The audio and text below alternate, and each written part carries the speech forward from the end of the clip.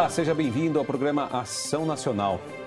Olha, em abril, o caso do bebê Alf Evans mexeu com a sociedade. Alf sofria de uma doença degenerativa e seus pais travaram uma batalha judicial para conseguir, em vão, prolongar seu tratamento contra a opinião dos médicos. O caso mobilizou até o Papa Francisco. Para discutir esta e outras situações, o programa Ação Nacional debate o direito à vida. E eu vou conversar com a doutora em bioética Maria Emília Chipalir e também o doutor juiz em direito André Fernandes, que também é professor, doutor, pesquisador.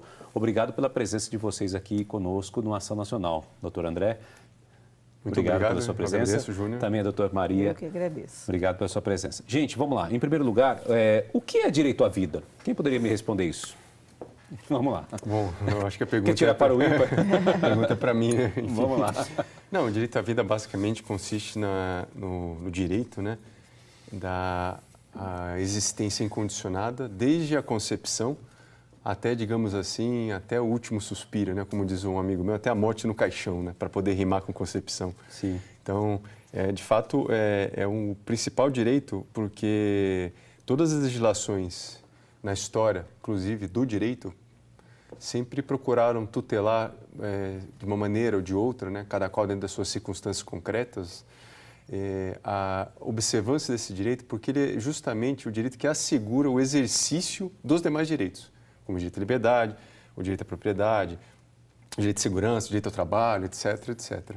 Então, pode-se dizer assim que o direito à vida é um direito que ele vem antes e por ter essa capacidade de assegurar o exercício dos demais, ele, do ponto de vista da sua eficácia, ele deve ser sempre enxergado de maneira absoluta, né?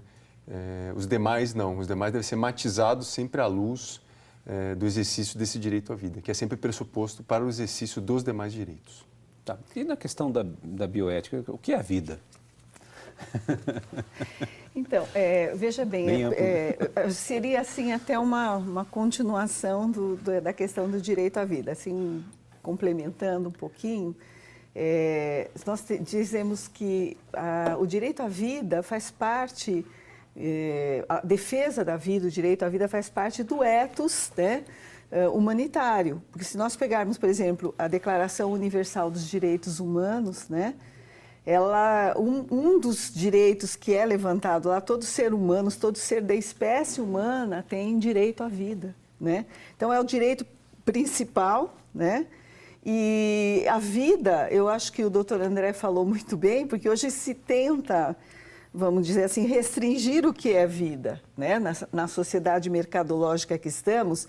O que é vida? Vida é quem tem qualidade de vida, mas uma qualidade de vida sempre olhada do ponto de vista mercadológico. Me explico.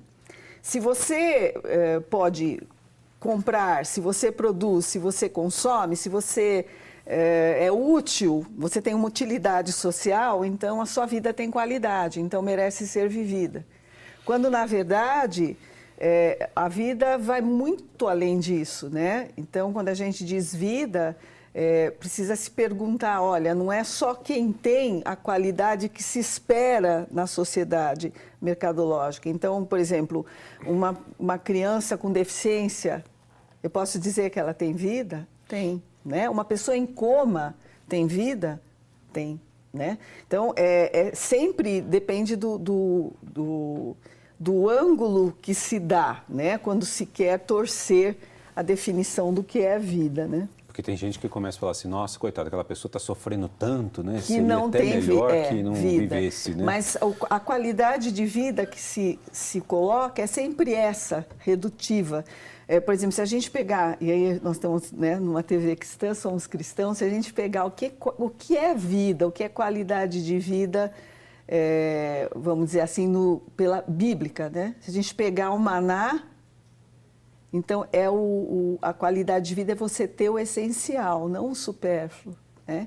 Então, às vezes a pessoa pode não ter, né? Nós vamos até falar sobre isso e acho interessante até falar. A mulher pobre tem direito de abortar porque aquela criança não vai ter qualidade de vida. A gente ouve isso como mantra, né? Como entendeu? Quer dizer, olhar para uma criança pobre, né, no ventre de uma mãe, e dizer, essa mulher tem direito a abortar essa criança porque ela não vai ter qualidade de vida mercadológica, é a mesma coisa que olhar para aquela criança e dizer para ela, olha, você não tem direito de viver porque você é pobre. Isso é uma eugenia social, né? Então, a gente precisa verificar o que é qualidade de vida e para ampliar um pouquinho o horizonte de uma forma mais ética. Bom, a gente vai aprofundar esse assunto, que é a questão do aborto, vai estar no próximo bloco, no terceiro bloco por aí, a gente vai estar discutindo a respeito disso, bem profundo. Mas antes, olha, no início aí citamos o caso do bebê Alf Evans. E nós vamos ver agora este VT, para nós entendermos aí toda a história desse garoto que infelizmente faleceu em abril. Vamos lá. O bebê britânico Alf Evans morreu neste sábado em Liverpool, na Inglaterra. Os pais do menino em estado semi-vegetativo perderam uma longa batalha judicial para prolongar o tratamento contra a opinião dos médicos. O caso comoveu até mesmo o Papa Francisco, que fez vários telefonemas pedindo que o bebê fosse mantido vivo e recebeu o pai da criança em uma audiência privada. Neste sábado, o pontífice declarou que reza especialmente pelos pais, enquanto Deus o acolhe eternamente em seus braços. O objetivo dos pais de Alf era tratar o filho na Itália, depois que os médicos britânicos decidiram interromper o tratamento que aplicavam nele. O pedido de transferência foi negado pela Justiça Britânica, que permitiu que o hospital Alder-Hey de Liverpool desconectasse o menino do suporte vital. Os médicos consideraram que não havia esperanças de recuperação e mantê-lo vivo seria prolongar seu sofrimento. Alf sofria de uma rara doença neurológica degenerativa e estava hospitalizado desde dezembro de 2016. Bem, está aí um exemplo do que a gente estava começando a discutir aqui. Eu gostaria de destacar uma coisa aqui que foi dito aí no VT. Os médicos declararam que não tinha esperança de recuperação do garoto, por isso que decidiram desligar os equipamentos. É por esse caminho? Está correto isso, doutor? Bom, essa decisão, ela de certa maneira, ela envolve vários fatores aí que explicam, né, mas não justificam, deixo claro isso, né. O primeiro que nós devemos lembrar é que a nossa sociedade está enredada num vazio de valores, né. Então, a própria filosofia tem estudado isso desde meados da década de 50 e tem observado e cada vez mais propostas que tendem a esvaziar o valor do humano, elas têm crescido cada vez mais na filosofia.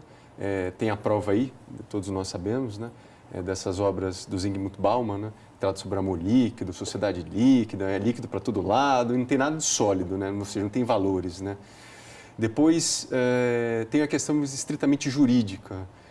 Muitas vezes o direito, né, e o século XX foi pródigo nisso, sobretudo nos totalitarismos, né, e também nos socialismos, né, na chancela de situações que deveriam ser tuteladas e não justamente provocadas como uma espécie, no caso concreto do Alf, né, que é o que às vezes aconteceu algumas vezes comigo, né, no caso de aborto, uma espécie de o Poder Judiciário conferir uma espécie de alvará para matar, no fundo é isso, né. Então, pela via legal, entre aspas, né, embora não seja justo, né, concede-se uma autorização judicial para que uma instituição hospitalar, que deveria acolher, proteger, e não o contrário, né, pelo menos desde que Hipócrates, né, fez seu juramento, provocando a morte de uma criança, né, cujos dados, ou cujo prognóstico, né, e isso mesmo na medicina, a própria Maria Emília vai abordar com mais calma, eles sempre têm algum grau de incerteza no futuro, né? Eles não são 100% líquidos e certos, né? Então, nessas hipóteses de dúvida, né, de uma hesitação razoável, ponderável, o direito deveria justamente acolher a vida, né, e não ao contrário, né, decretar o seu próprio fim, né? A própria medicina, né, até o doutor pode falar, ela foi criada para salvar vidas. Com certeza.